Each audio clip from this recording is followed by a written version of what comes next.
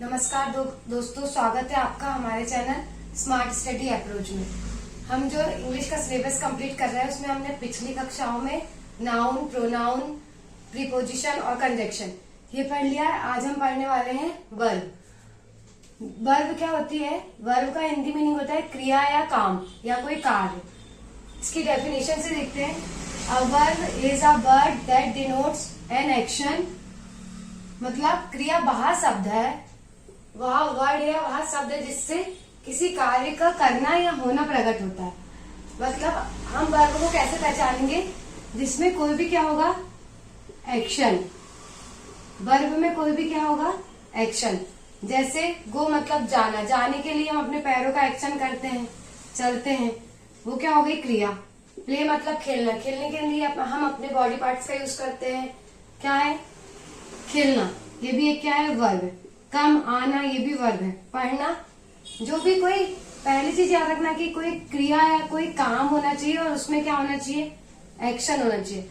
जैसे अभी मैं ये पेन से लिख रही हूँ तो ये लिखना भी एक क्या है? एक्शन है। ये पेन चल रहा है, ये भी एक क्या है? एक्शन है। तो ये भी राइट, ये भी एक क्या हुआ? वर्ब। तो यहाँ तो हम समझ लिए कि वर्ब क्या होता है। अब हम समझेंगे कि वर्ब कितने प्रकार की होती है। हम पढ़ेंगे काइंड्स ऑफ वर्ब, मतलब वर्ब के प्रकार। वर्ब को मुख्यतः बहुत सारे आधारों पर अलग अलग प्रकार बताया गया। पहला हम पढ़ने वाले हैं उपयोग के आधार पर। उपयोग मतलब यूज करने के आधार पर।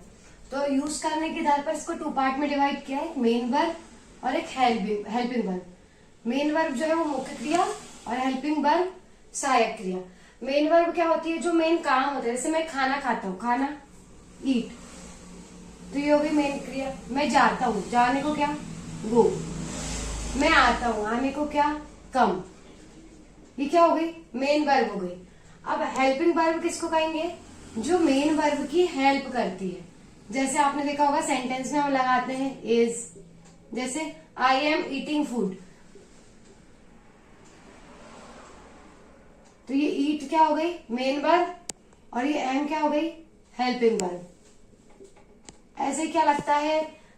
वी आर गोइंग, तो गो क्या? गो और गोइंग क्या हो गई? Main verb. आर क्या हो गया? Helping verb.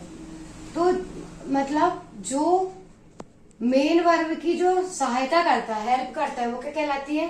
Helping verb. Use के आधार पर 2 पार्ट में डिवाइड किया गया है, मेन वर्ब और हेल्पिंग वर्ब। ज्यादातर सेंटेंस में हमको ये 2 वर्ब ही देखने को मिलेगी, मेन वर्ब और हेल्पिंग वर्ब। मेन वर्ब जो मेन काम होता है, काम, कर्म प्रधान, मतलब काम रहता है इसमें, जो उसको मेन वर्ब बोलते हैं, और जो मेन वर्ब की हेल्प करती है उसको हेल्पिंग वर्ब बोलते हैं। इसमें इज, एम, आर, वॉज, वर, ये टेंस के आधार पे लगती है। इसके आगे पढ़ेंगे हम। अब हो गया हमारा पहला उपयोग के आधार पे। अब दूसरा पढ़ेंगे हम कर्म के आधार पे। कर्म मतलब काम। तो ट्रांसिटिव वर्ब जिसको हम सकर्मक क्रिया बोलते हैं, और इनट्रांसिटिव वर्ब जिसको हम अकर्मक क्रिया बोलते हैं। ट्रांसिटिव वर्ब जो होती है वो कर्म प्रधान है। मतलब हाँ, कर्म प्रधान तो है, यहाँ पे एक ही कार्य होता है या एक ही कर्म होता है। एग्जाम्पल क्या है? वी ईट राइस, मतलब यहाँ क्या है? एक ही काम है। क्या करना है? राइस खाना है, एक ही काम है। फूड नहीं बोला हमने, राइस बोला। तो वहां से अपन क्या पहचानेंगे कि जहां एक ही कर्म होगा वो क्या कहलाएगी? Transitive verb. और इनट्रांसिटिव वर्ब इसके अपोजिट है, यहाँ पे कर्म नहीं होता। जैसे क्या है एग्जाम्पल? द लाफ, कोई कर्म दिख रहा है क्या? नहीं दिख रहा है। मतलब सकर्मक, नाम से स्पष्ट यहाँ कर्म होगा, अकर्मक मतलब कर्म नहीं होगा। तो ये हमने देखे उपयोग के आधार पे और ये कर्म के आधार पे। अब हम नेक्स्ट देखते हैं। हमारा तीसरे नंबर पे आएगा रूप परिवर्तन के आधार पे। तो रूप परिवर्तन के आधार पे 2 प्रकार की होती है। एक स्ट्रॉन्ग वर्ब जिसको हिंदी में सबल क्रिया बोलते हैं, और एक वीक वर्ब जिसको निर्बल क्रिया बोलते हैं। अब जैसे कि हिंदी में लिखा है कि रूप परिवर्तन के आधार पे, मतलब इनके रूप में परिवर्तन होगा, मतलब इनके शब्दों में परिवर्तन होगा। तो जो स्ट्रॉन्ग वर्ब है, स्ट्रॉन्ग वर्ब सबल क्रिया नाम से स्पष्ट है कि ये स्ट्रॉन्ग होती है, तो ये बिना किसी नियम के अपने रूप को चेंज करती है। और इसके कितने रूप होते हैं? 3, और तीनों अलग अलग रूप होते हैं। अभी हम वर्ब की फॉर्म्स पढ़ेंगे, पर आप लोगों ने बचपन से सुना होगा कि वर्ब की फर्स्ट फॉर्म, वर्ब की सेकंड फॉर्म और वर्ब की थर्ड फॉर्म, वर्ब की आईएनजी फॉर्म, ये सब आप लोगों ने सुने होंगे। वर्ब की आईएनजी फॉर्म को वर्ब की फोर्थ फॉर्म भी बोलते हैं। तो जैसे गो है, ये वर्ब की फर्स्ट फॉर्म में आएगी। जब ये सेकंड फॉर्म में के थ्रू यूज होगी तो ये क्या हो जाएगी? गो का पूरा बदल जाएगा, वेंट हो जाएगी। लेकिन जब ये थर्ड फॉर्म के रूप में यूज होगी तो ये क्या बन जाएगी? गोन बन जाएगी। वैसे ही जैसे डू है, तो डू क्या होगी? फर्स्ट फॉर्म में रहेगी तो डू रहेगी, सेकंड फॉर्म में जाएगी तो डिड बन जाएगी, और थर्ड फॉर्म में जाएगी तो डन बन जाएगी। इस प्रकार से स्ट्रॉन्ग वर्ब है, इसको कैसे पहचानेंगे? ये तीनों इसके रूप अलग अलग रहते हैं। अब हम आते हैं उसी के अपोजिट में, सेकंड नंबर पे वीक वर्ब, निर्बल क्रिया। इसके जैसे इसके तीनों फॉर्म अलग अलग होते हैं, इसमें 2 रूप सेम होते हैं। 2 रूप कैसे सेम? जैसे फर्स्ट फॉर्म में गई तो क्या होगी? प्ले। प्ले का सेकंड फॉर्म क्या हो जाएगा? प्लेड हो जाएगा। क्या जुड़ जाएगा? ईडी। और थर्ड फॉर्म क्या हो जाएगी? प्लेड हो जाएगी। वही की वही रहेगी, वर्क, वर्क और वर्क। ज्यादातर आपको ये देखने को मिलेगा, और बचपन में सिखाया भी जाता था कि अगर फॉर्म चेंज करते नहीं बन रहा है तो आखिरी में क्या लगा दो? ईडी लगा दो। बहुत सारी वर्ब जब हम अभी पढ़ेंगे तो हमको बहुत सारी वर्ब कौन सी फॉर्म में मिलेगी? वीक वर्ब जिनको बोलते हैं, जिसमें क्या लगाने को मिलेगा? ईडी। जैसे वर्क, वर्ब्ड, वर्ब, यहाँ भी ईडी, यहाँ भी ईडी। अब इसके आगे हम वर्ब की फॉर्म्स देखते हैं। अब हम पढ़ेंगे forms of verb. Forms of verb में ये सबसे ज्यादा इंपॉर्टेंट है कि वर्ब की फॉर्म, वर्ब की कितनी फॉर्म होती है? एक आपने सुना होगा वर्ब की फर्स्ट फॉर्म, वर्ब की सेकंड फॉर्म और वर्ब की थर्ड फॉर्म। मेन जो फॉर्म होती है वो वर्ब की कितनी होती है? 3। अब फर्स्ट फॉर्म कहाँ यूज होती है? तो ये होती है प्रेजेंट टेंस में। प्रेजेंट टेंस में यानी वर्तमान काल में। सेंटेंस अगर काय का है? वर्तमान काल का है, तो वहां पे वर्ब की कौन सी फॉर्म यूज होगी? First form. क्या होगी? जैसे जाने को क्या बोलते हैं? फर्स्ट फॉर्म गो। कौन सी फॉर्म यूज हुई? First form. ठीक है। सेकेंड फॉर्म कहाँ यूज होगी? पास्ट टेंस में, भूतकाल में। क्या होगी? गो की सेकेंड फॉर्म क्या होगी? अभी पढ़े थे अपन ने, वेंट। यहाँ पे सेकेंड फॉर्म यूज होगी। फ्यूचर में क्या होगी? Third form. बहुत कम होता है कि फ्यूचर में थर्ड फॉर्म यूज हो, कहीं कहीं अभी हम टेंस पढ़ेंगे तब देखेंगे। फिर भी यहाँ देख लेते हैं कि थर्ड फॉर्म क्या होती है? गोन। मतलब first form, second form, third form, ये टेंस के हिसाब से इनका जो है यूज होता है। और ये प्रेजेंट में, ये पास्ट में, और ये फ्यूचर में। जैसे ये होगा गो, वेंट, गोन। अब डू ऐसे जाएगा, डू, सेकंड हो जाएगी उसकी डिड, थर्ड हो जाएगी डन। अलग अलग फॉर्म यूज होती है। जैसे यहाँ जरूरी नहीं कि अलग अलग वाली हो, यहाँ पे ये भी हो सकती है। जैसे play first form, played second form, played third form. मतलब यहाँ ये नहीं दिखाना कि तीनों फॉर्म डिफरेंट होनी चाहिए, वो हमने वर्ब के फॉर्म में देखे थे। लेकिन यहाँ पे क्या है? वर्ब की first form, second form, third form. कौन सी? हर एक वर्ब की फॉर्म्स को हमको यूज कर, मतलब याद करना है और यूज करना है। अब हम वचन के रूप में देखेंगे तो आपने सुने होंगे सिंगुलर और प्लूरल। ठीक है। तो वचन के फॉर्म में वर्ब का कैसे यूज करेंगे? अगर कोई एक चीज है, मान के चलो एक बच्चा खेल रहा है तो प्ले, और अगर एक से ज्यादा खेल रहे हैं तो प्लेस। एक जा रहा है तो गो, से ज्यादा जा रहे हैं तो गोस।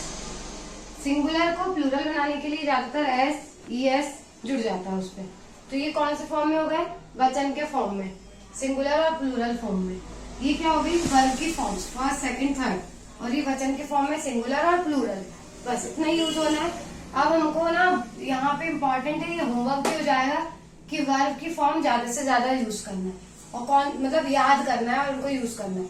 कौन सी ज्यादा से ज्यादा याद करना है, अभी जो हेल्पिंग वर्ब है उसकी सूची में यहाँ पे लिख दूंगी, लेकिन जो मेन वर्ब है वो हमको ज्यादा से ज्यादा याद करना है, बुक्स से या फिर फोन से, जिससे भी याद करना है, मेन वर्ब ज्यादा से ज्यादा याद करना है। उसके बाद हम ना हेल्पिंग वर्ब की सूची देख लेते हैं एक बार। अब हम पढ़ेंगे हेल्पिंग वर्ब मतलब सहायक क्रिया। ये हम इसलिए पढ़ रहे हैं ताकि आप लोग कंफ्यूज ना हो कि मेन वर्ब और सहायक क्रिया में डिफरेंट क्या है। जो मुख्य काम होता है वो तो मेन वर्ब है। सहायक क्रिया जो मेन वर्ब रहती है उसकी जो हेल्प करती है वो क्या कहलाती है, सहायक क्रिया। यहाँ पे पूरी सूची तैयार कर दिया है, एक बार देख लेते हैं कि क्या क्या सहायक क्रिया होती है। Is, am, are, was, were, will, shall, have, has, had, can, could, may, might, should, would, need, must, dare, ought to, used to, do, does और did। ये पूरी क्या होती है, सहायक क्रिया होती है। इसमें नोट क्या है, इसमें मेन जो बात याद रखना है वो क्या है कि जो बी है, बी के साथ साथ is, am, are, was, were, कहाँ पढ़े हमने, ये is, am, are, was, were starting में का प्रयोग मेन वर्ब के रूप में क्रमशः हूं, है, हो, था, थी के अर्थ में होता है। ठीक है, मतलब कि ये, अब यहाँ पे कंफ्यूज नहीं होना कि यहाँ पे भाई बोल दिए कि ये हेल्पिंग वर्ब, ये हेल्पिंग वर्ब तो है लेकिन इनका यूज मेन वर्ब के रूप में भी किया जाएगा। कैसे किया जाएगा, यहाँ एग्जाम्पल से समझते हैं। बी हॉनेस्ट मतलब ईमानदार बनो, तो यहाँ बी क्या हो गई, मेन वर्ब हो गई। ठीक है, यहाँ बी सहायक क्रिया नहीं है। He was a thief, he was a thief, वहां चोर था, तो यहाँ पे जो वॉज है ये है वॉज, इसका हेल्पिंग वर्ब के रूप में यूज नहीं हुआ, इसका हुआ है मेन वर्ब के रूप में यूज। मतलब ये जो वर्ड्स हैं इन वर्ड्स का यूज हेल्पिंग वर्ब के रूप में भी होगा और मेन वर्ब के रूप में भी होगा। सेंटेंस कैसे होना चाहिए, जैसे इस सेंटेंस में इसके अलावा कोई मेन वर्ब नहीं है, तो यहाँ पे क्या हो गया, ये क्या होगी, मेन वर्ब रहेगी, यहाँ पे ये मेन वर्ब रहेगी। नोट यहाँ पे याद रखेंगे और हेल्पिंग वर्ब किसे कहते हैं ये यहाँ पे याद रखेंगे। नोट क्या है कि we, is, am, are, was, were का प्रयोग क्या होता है, मेन वर्ब के रूप में क्रमशः किसके अर्थ में होगा, जहाँ है, हूं, है, हो, था, थी के अर्थ में हो, वहां इसका प्रयोग कैसा होगा, मेन वर्ब के रूप में होगा। एक बार इसका चाहो तो स्क्रीनशॉट ले सकते हैं कि हेल्पिंग वर्ब कौन कौन सी है और मेन वर्ब जो है उसका यूज, मतलब कब हेल्पिंग वर्ब का यूज मेन वर्ब के रूप में होगा। तो ये जो मोस्ट इम्पोर्टेंट है,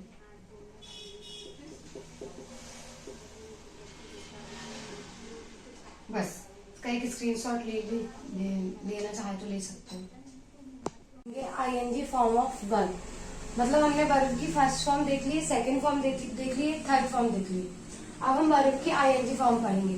आपने अक्सर देखा होगा बच्चे बोलते हैं या कभी कभी बड़े भी बोलते हैं, कोई भी इंग्लिश के सेंटेंस बोलेंगे वो हर वर्ड में क्या लगा देंगे, गोइंग, कमिंग, वो क्या लगा देते हैं, इंग लगा देते हैं हर। लेकिन ये जानना जरूरी है कि हर उसमें आईएनजी फॉर्म नहीं लगती। आईएनजी फॉर्म कहाँ लगती है, जब हम टेंस पढ़ेंगे तो अच्छे ध्यान से जानेंगे कि कंटिन्यूअस टेंस में बस क्या लगती है, आईएनजी फॉर्म, चाहे वो पास्ट कंटिन्यूअस हो, चाहे वो प्रेजेंट कंटिन्यूअस हो, चाहे वो फ्यूचर हो, जिसमें भी काम कंटिन्यू रहेगा, मतलब सेंटेंस के आखिरी में क्या आएगा, रहा है, रहेगा, रहा था, ऐसे वर्ड अगर हमको सेंटेंस में देखने को मिले तो हम वहां क्या लगाएंगे, आईएनजी फॉर्म लगाएंगे। लेकिन अब कौन सी आईएनजी फॉर्म कैसी लगती है इसके नियम है, तो इसके हम 4 से 5 नियम देखेंगे, जिसमें पहला नियम है हमारा रूल 1 कि क्रिया के अंत में अगर ई हो तो उसे हटाकर क्या लगा देते हैं, आईएनजी। कम, सबसे फेमस वर्ड कम, आखिरी में क्या है, ई है, तो यहाँ पे ई को हटा के हम क्या लगा देंगे, आईएनजी। क्या हो गया, कमिंग। यहाँ पे लव में ई है, ये ई को गायब करके हम क्या लगा देंगे, यहाँ पे आईएनजी, लविंग। टेक में क्या है, ई है, टेक में ई को हटा के हम क्या लगा देंगे, टेकिंग। ठीक है, सिंपल सा रूल है, क्या है कि अंत में अगर ई हो तो उसको हटाकर क्या लगाना है, आईएनजी। कोई ज्यादा टफ रूल नहीं है, एकदम सिंपल सा रूल है, सिंपली हो जाएगा। अब दूसरा रूल क्या कहता है, क्रिया का आखिरी अक्षर व्यंजन और उसके पूर्ण स्वर, उसके पूर्व स्वर हो तो अंतिम व्यंजन को डबल करके आईएनजी लगाते हैं।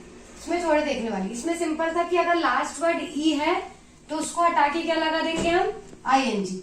लेकिन इसमें क्या है कि अगर लास्ट वर्ड क्या हो, कॉन्सोनेंट मतलब व्यंजन हो, और उसके पूर्व क्या हो, वॉवेल मतलब स्वर हो, तो उसको क्या करना है, व्यंजन को डबल करके आईएनजी लगाना है। ठीक है, यहाँ देखो लास्ट व्यंजन है, कॉन्सोनेंट है, उसके पहले क्या है, ठीक वॉवेल है, तो क्या करना है, जैसा का वैसा लिखना है स्वयं। ये जो एम है व्यंजन, उसको डबल करना है, एक और बार लगाना है, डबल करके क्या करना है, आईएनजी लगा देना है, आईएनजी लगा दी, क्या बन गया, स्विमिंग। कट है, उसके आगे यू है, वॉवेल है, ठीक है, कट लिखना है, इसको डबल करना है, आईएनजी लगा देना। स्टॉप है, टी वो पी है, उसके बाद ओ है, ओ वॉवेल है, स्टॉप है, स्टॉपिंग होगा। सिट है, सीटिंग होगा। ठीक है, इजी रूल है ये वाला भी। ये वाला में ई को हटाना है, इसमें देखना है कि भाई लास्ट वर्ड कॉन्सोनेंट है, उसके आगे वॉवल है, तो हमको क्या करना है, उसको डबल करके आईएनजी फॉर्म लगा देना है। अब नेक्स्ट रूल देखते हैं, रूल 3। रूल 3 क्या है, जिन वर्ब में वाई या डबल एल, ये डबल एल है, वाई या डबल एल हो तो उनमें केवल आईएनजी जोड़ते हैं। मतलब अगर मेन वर्ब के लास्ट में वाई या फिर डबल एल लगा हो तो उसमें सिर्फ क्या जोड़ेंगे, आईएनजी जोड़ेंगे। जैसे एग्जांपल में देखते हैं, क्राई, क्राई में आखिरी में क्या है, वाई, तो इसमें क्या जोड़ेंगे, आईएनजी जोड़ेंगे, क्या हो जाएगा, क्राइंग। किल में डबल एल है, डबल एल हो तो आईएनजी जोड़ते हैं, किल का क्या हो जाएगा, किलिंग। वाई का क्या हो जाएगा बताओ, वाइंग। कॉल का क्या हो जाएगा, डबल एल है, कॉलिंग। सेल का क्या हो जाएगा, डबल एल है, सेलिंग। प्ले का क्या हो जाएगा, प्लेइंग। आसान है, एकदम चुटकियों में होगा। क्या है कि अगर वाई और डबल एल है तो वाई और डबल एल को हटा के क्या लगाना है, हमको सिर्फ आईएनजी लगाना है। अब रूल 4 देखते हैं कि क्रिया के अंत में अगर आई ई है, मतलब मेन वर्ब के लास्ट में अगर क्या है, आई ई है, तो आईएनजी लगाते समय आई ई काय में बदल जाता है, बाय में। अब इसमें थोड़ा सा ध्यान रखना है कि जो आई ई है वो काय में बदलेगा, बाय में बदलेगा। मतलब अगर मेन वर्ब के में लास्ट में आई है तो आई पूरा हट जाएगा और वहां क्या लग जाएगा, वाई। एग्जाम्पल में देखते हैं, डाई, डाई में क्या है, आई ई है, आई पूरा बदल जाएगा तो डाई का क्या काय बदल जाएगा, वो बाय में, तो आई की जगह क्या लग जाएगा, वाई लग जाएगा, और इसमें क्या लग जाएगा, आईएनजी। डाई का क्या हो जाएगा, डाई। फिर उसके बाद क्या है, टाई, टाई में क्या है, आई, आई काय में बदल जाएगा, वाई में बदल जाएगा, और क्या हो जाएगा, आईएनजी, तो क्या हो जाएगा, टाइम। फिर क्या है, लाई, लाई में भी आई है, आई ई है, आई काय में बदल जाएगा, वाई में बदल जाएगा, तो क्या हो जाएगा, लाइन। एकदम इजी रूल है। यहाँ पे क्या है, अगर वाई और डबल एल हो लास्ट में तो उसमें क्या करना है, कुछ नहीं करना है, सिर्फ आईएनजी जोड़ना है। लेकिन अगर लास्ट में आई हो तो आई काय में चेंज हो जाएगा, वाई में। अब हम 2 रूल और बचे हैं, 2 रूल को देखते हैं, रूल 5 और रूल 6। रूल 5 ये है कि कुछ क्रियाएं या शब्द ऐसे होते हैं जिनमें बिना किसी नियम के, अर्थात कुछ ना जोड़कर ना हटाकर, सिर्फ अंत में क्या लगा देते हैं, आईएनजी। अब ये वही नियम आ गया जो हम बचपन से लगाते आ रहे हैं, हर वर्ड के पीछे इंग्लिश बोल रहे हैं यानी क्या लगाते हैं, आईएनजी। तो कुछ वर्ड बस ऐसे होते हैं, जैसे ये वर्किंग, वर्किंग में हम सिर्फ आईएनजी लगाएंगे, सिंगिंग में सिर्फ आईएनजी लगाएंगे, ब्रिंगिंग में सिर्फ आईएनजी लगाएंगे। कुछ शब्द ऐसे होते हैं जिसमें सिर्फ क्या लगाते हैं, आईएनजी। हमारा नियम 5। अब रूल 6 क्या बोलते हैं, जिन वर्ब्स के अंत में कोई व्यंजन हो और उससे पहले 2 वॉवल हो तो हम क्या करते हैं, आईएनजी जोड़ते समय अंतिम व्यंजन को डबल नहीं करेंगे।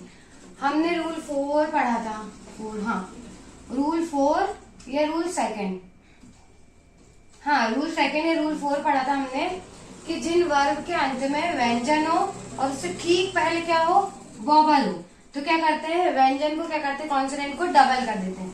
लेकिन अब रूल 6 क्या बोल रहा है, जिन वर्ब्स के अंत में कोई कॉन्सोनेंट हो और उससे पहले 2 वॉवल हो, वॉवल कितने हो गए, 2, कॉन्सोनेंट के ठीक पहले वॉवल कितने हो गए, 2, और इसके पहले क्या था कि कॉन्सोनेंट के ठीक पहले अगर वॉवल हो तो उसको क्या करते हैं, हम डबल करते हैं, किसको, कॉन्सोनेंट को। अब इसमें क्या है कि अगर 2 वॉवल हो तो हम क्या करेंगे, कॉन्सोनेंट को डबल नहीं करेंगे। रीड का क्या हो जाएगा, रीडिंग। वीप का क्या हो जाएगा, वीपिंग। स्लीप का क्या हो जाएगा, स्लीपिंग। वेट का क्या हो जाएगा, वेटिंग। और वेट का क्या हो जाएगा, वेटिंग। यहाँ पे हमको किसको डबल नहीं करना है, कॉन्सोनेंट को डबल नहीं करना है। यहाँ हमारे पूरे क्या बोलते हैं रूल्स कैसे होते हैं, खत्म होते हैं आईएनजी फॉर्म के। अब हमारा बच रहा है क्या, वर्ब की फॉर्म याद करना। तो वो आप लोगों का होमवर्क है कि वर्ब की फॉर्म आप लोग याद कर लेंगे, फिर हम इसके आगे हम नेक्स्ट पढ़ेंगे। थैंक